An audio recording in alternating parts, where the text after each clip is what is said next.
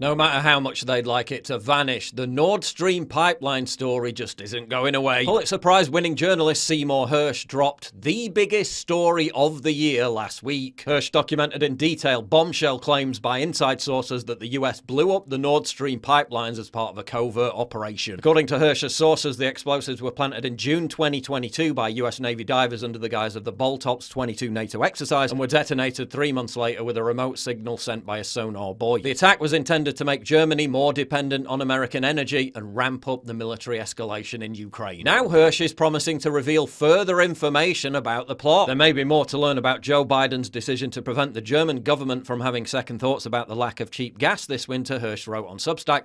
Stay tuned, he said, we are only on first base. The journalist also pointed out how, similar to what they're doing now, the legacy media once ignored his expose on the My Lai massacre. Didn't mean it wasn't true. In a new interview with The Wire, Hersh says, quote, "It scares me if the president was willing to do this." And the people who did this mission believed that the president did realize what he was doing to the people of Germany, that he was punishing them for a war that wasn't going well, and in the long run this is going to be very detrimental not only to his reputation as the president, but politically too. It's going to be a stigma for America. Now China is also calling for a full and frank international investigation. It's imperative to conduct an objective, impartial and professional investigation into this incident with explosions and bring those responsible to justice, said Chinese Foreign Ministry spokesman Wang Wenbin. Russia has also called a session of the UN Security Council next week, again demanding a massive international investigation. Washington still obviously strenuously denies the claims, while trying to frame the narrative that the story didn't even come from Hersh, but from within the bowels of the Kremlin.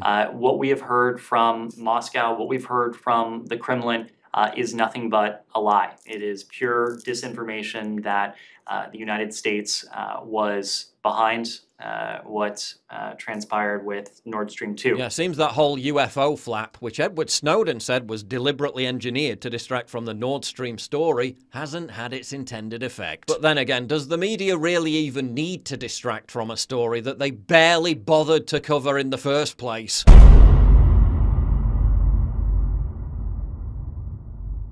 I'm not normally into graphic novels, but I've been reading 10 Questions for James over the Christmas period. Boom! It surprised me pretty quickly and it became a real page-turner. The book sinks its teeth into the Nephilim and the giants mentioned in the Bible, the biblical documentation of time travel, creation versus evolution, as well as the reality behind Roswell, UFOs and aliens, and how man is trying to replace God with transhumanism. Really enjoyable read. You get invested in the characters and their different paths, and it really reaffirms your faith. Part of creating this ad, I've chatted a lot with the author. He's a fascinating guy and he's a big fan of the channel. So please support me and him by getting your hands on an ebook or colour hard copy of 10 Questions for James by clicking the link in the description below.